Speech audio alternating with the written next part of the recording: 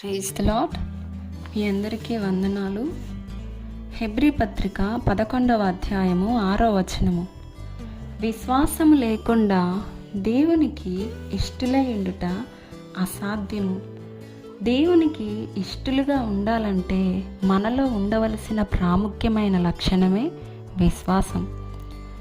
విశ్వాసము లేకుండా దేవునికి ఇష్టలుగా ఎన్నటికీ ఉండలేరు. అంత మాత్రమే కాదు, విశ్వాసము లేని వారి జీవితాలలో దేవుడు కూడా కార్యం చేయలేడు.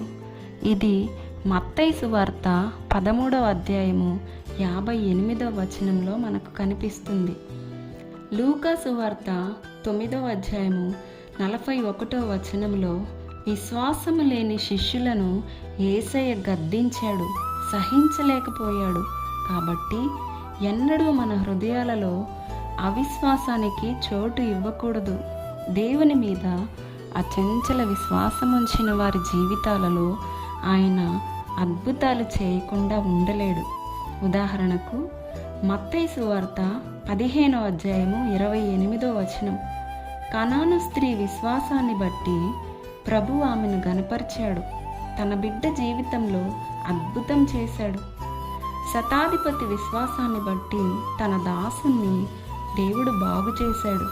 లూకా సువార్త 7వ అధ్యాయము 50వ వచనం.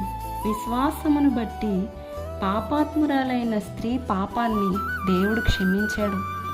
లూకా సువార్త 8వ అధ్యాయము 48వ వచనంలో విశ్వాసమును బట్టి 12 ఏళ్ల రక్తస్రావము గల స్త్రీ స్వస్థత పొందింది. ఇలా చూస్తూ పోతే విశ్వాసమును బట్టి దేవుడు ఎంతోమందిని బాగు చేశాడు. కాబట్టి పరిపూర్ణ విశ్వాసమును మనం కనపరచాలి. విశ్వసించిన వాడు కలవరపడడు అని ప్రభు అన్నాడు. నువ్వు ఏది విశ్వసిస్తావో అదే నీ జీవితంలో జరుగుతుంది.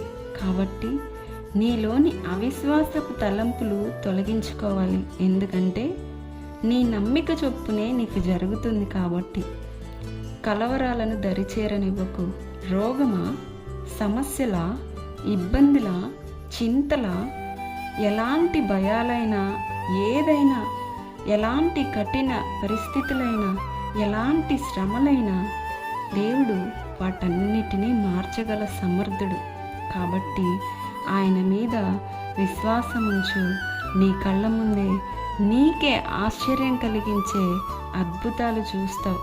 దేవునికి ఇష్టుడివి, ఇష్టురాలివైతావు. ఆమేన్.